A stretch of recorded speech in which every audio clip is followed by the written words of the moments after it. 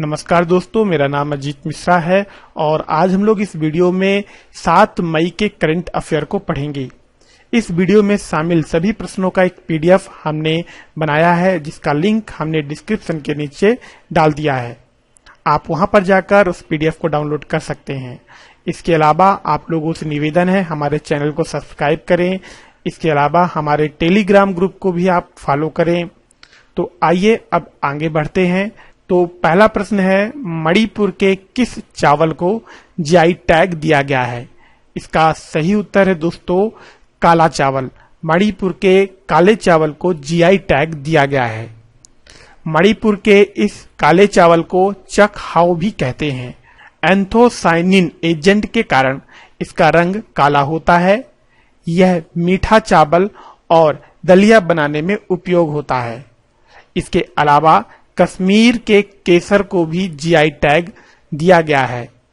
GI tag को geographical indication कहते हैं। ये टैग WTO यानी कि वर्ल्ड ट्रेड ऑर्गेनाइजेशन के द्वारा दिया जाता है।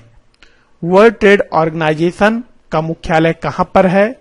तो जिनेवा। इससे ये प्रश्न निकल के आ सकता है।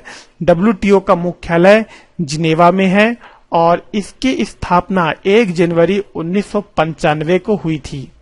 इसके अलावा ये भी पूछा जा सकता है कि WTO के वर्तमान डायरेक्टर जनरल कौन है? तो वर्तमान में इसके डायरेक्टर जनरल रोबर्टो एजोवेडो हैं। आइए अगला प्रश्न देखते हैं। भारत के किस संगठन ने कोरोना वायरस से बचाव के लिए अल्ट्रा वायलेट कीटाणु शोधन टावर का निर्माण किया है? तो इसका उत्तर है दोस्तों डीआरडीओ ने। डीआरडीओ ने एक टावर बनाया है जिससे अल्ट्रा वायलेट रेज निकलती हैं जो कीटाणुओं को नष्ट करता है। Defence research and development organisation, DRDO का पूरा नाम है defence research and development organisation की एक प्रयोगशाला ने गुड़गांव स्थित एक निजी फर्म के साथ मिलकर यूवी ब्लास्टर नाम से एक अल्ट्रा वायलेट कीटाणु शोधन टावर का विकास किया है। इसका इस्तेमाल करके शोध केंद्र को वायरस मुक्त किया जा सकता है। जल्द ही इसे एयरपोर्ट, होटल आदि में स्थापित किया जाएगा। अभी संक्रमण और बैक्टीरिया को खत्म करने के लिए, डिसइंफेक्शन करने के लिए केमिकल का इस्तेमाल किया जाता है। उसकी जगह अल्ट्रा वायलेट कीटाणु शोधन टावर का इस्तेमाल करके भी कीटाणुओं को मारा जा सकता है। अब डीआरडीओ ने इसे बनाया है, तो डीआरडीओ के बारे में कुछ जान लेते हैं। डीआरडीओ की स्थापना 1958 में दिल्ली में हुई थी। यह संस्थान रक्षा मंत्रालय के अंदर आता है। भारत के रक्षा मंत्री इस समय राजनाथ सिंह जी हैं। डीआरडीओ के सेक्रेटरी सतीश रेड्डी जी हैं। ये चीज ध्यान रखिएगा, डीआरडीओ के जो सेक्रेटरी हैं वो सतीश रेड्डी जी हैं, सचिव। और डीआरडीओ रक्षा मंत्रालय के अंदर आता है और भारत के रक्षा मंत्री वर्तमान में राजनाथ सिंह जी हैं। अगला प्रश्न देख लेते हैं। आयुष कवच ऐप किस मुख्यमंत्री द्वारा लॉन्च किया गया है? तो इसका सही उत्तर है दोस्तों योगी आदित्यनाथ द्वारा ये ऐप लॉन्च किया गया है। यह ऐप कोरोना वायरस के बचाव के लिए स्वास्थ्य संबंधित टिप्स देगा और आयुर्वेदिक दवाओं के बारे में जानकारी प्रदान करेगा। अगला प्रश्न देखते हैं। किस राज्य सरकार ने बड़ा फैसला लेते हुए प्रदेश में लॉकडाउन को 29 मई तक बढ़ाने का ऐलान किया है? तो इसका उत्तर है दोस्तों तेलंगाना। तेलंगाना राज्य सरकार ने लॉकडाउन की जो तिथि है उसे 29 मई तक बढ़ा दिया है। तेलंगाना के मुख्यमंत्री कौन है? चंद्रशेखर राव। तो तेलंगाना के मुख्यमंत्री के चंद्रशेखर राव ने राज्य में लॉकडाउन के समय को बढ़ाकर 29 मई तक कर दिया है, जबकि पूरे देश भर में यह लॉकडाउन का जो डेट है, समय सीमा है, वो 17 मई तक है।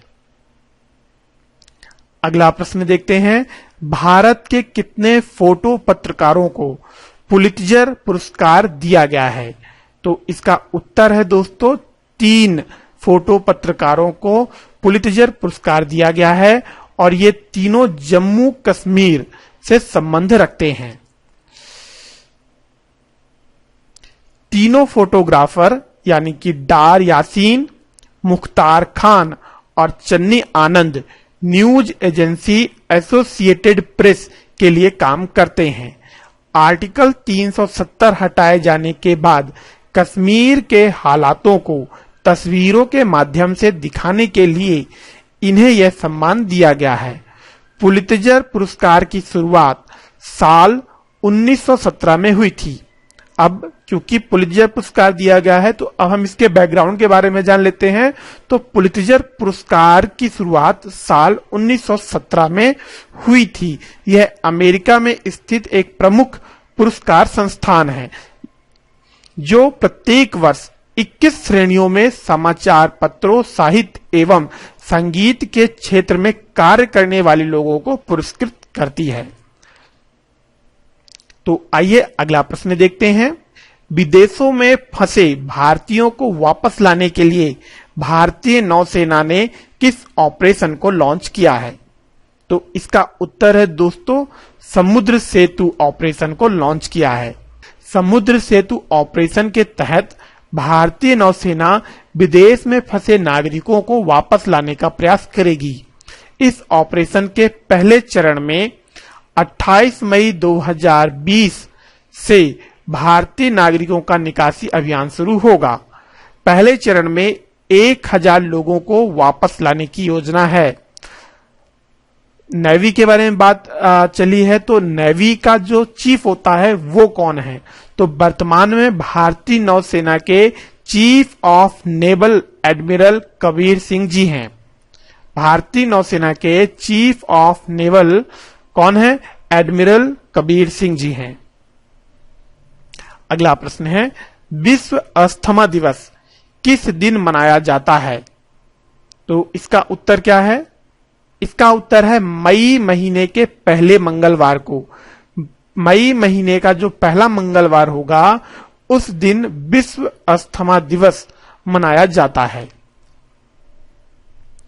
विश्व अस्थमा दिवस प्रत्येक वर्ष के मई महीने के पहले मंगलवार को पूरे विश्व में मनाया जाता है। विश्व अस्थमा दिवस मनाने का मुख्य उद्देश्य विश्व भर के लोगों को अस्थमा बीमारी के बारे में जागरूक करना है। इसे सबसे पहले 1998 में मनाया गया था। अगला प्रश्न है अंतर्राष्ट्रीय अग्निशमन दिवस यानी कि इंटरनेशनल फायर फाइटर डे किस दिन मनाया जाता है? तो इसका सही उत्तर है दोस्तों 4 मई को मनाया जाता है। प्रत्येक वर्ष 4 मई को विश्व भर में अंतर्राष्ट्रीय अग्निशमन दिवस यानी कि इंटरनेशनल फायर फाइटर डे मनाया जाता है। इस दिवस को पहली बार 1999 में मनाया गया था। इसका मुख्य उद्देश्य फायर फाइटरों को सम्मान और धन्यवाद देना है जो अपनी जान दांव पर लगाकर लोगों और वन्य जीवों की जान माल की रक्षा करते हैं। अंतर्राष्ट्रीय अग्निशमन दिवस का प्रतीक 2 रंग से रंगी हुई रिबन है जो कि आप स्क्रीन पर देख रहे हैं। अगला प्रश्न गुट निरपेक्ष आंदोलन संपर्क समूह का हेड ऑफिस कहां पर स्थित है? तो इसका उत्तर है सेंट्रल जकार्ता में। सेंट्रल जकार्ता में गुट निरपेक्ष आंदोलन संपर्क समूह का हेड ऑफिस है। गुट निरपेक्ष आंदोलन संपर्क समूह का गठन 1961 में हुआ था। वर्तमान में इसके मुखिया इल्हाम अलियेव हैं जो कि अजरबैजान के राष्ट्रपति हैं।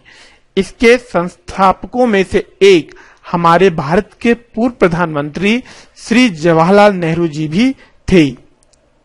अगला और अंतिम प्रश्न है इल्हाम अलियेव किस देश के राष्ट्रपति हैं? अभी अभी मैंने इसे आप लोगों को बताया है। तो इसका उत्तर क्या होगा? इसका उत्तर है अजरबैजान। क्यों इनका नाम चर्चा में है, तो इसके बारे में आइए जान लेते हैं। इल्हाम अलियेव को भारत के प्रधानमंत्री ने गुट निरपेक्ष समूह की वर्चुअल कॉन्फ्रेंस का आयोजन करने के लिए आभार प्रकट किया है और इल्हाम अलियेव इस समय गुट निरपेक्ष समूह के अध्यक्ष हैं, इसलिए इनका नाम चर्चा में है। और इल्हाम अलियेव किस देश के अध्यक्ष हैं या राष्ट्राध्यक्ष हैं, तो अजरबैजान के। तो दोस्तों हमारा वीडियो आज यहीं पर समाप्त होता है। आपको हमारा वीडियो कैसा लगा कमेंट करें, हमारे चैनल को सब्सक्राइब करें और इस वीडियो से संबंधित आप पीडीएफ डाउनलोड कर सकते हैं, जिसका लिंक हमने डिस्क्रिप्शन पे दिया हुआ है। तो दोस्तों मिलते हैं अगले वीडियो में, जब तक के लिए जय हिंद जय भारत।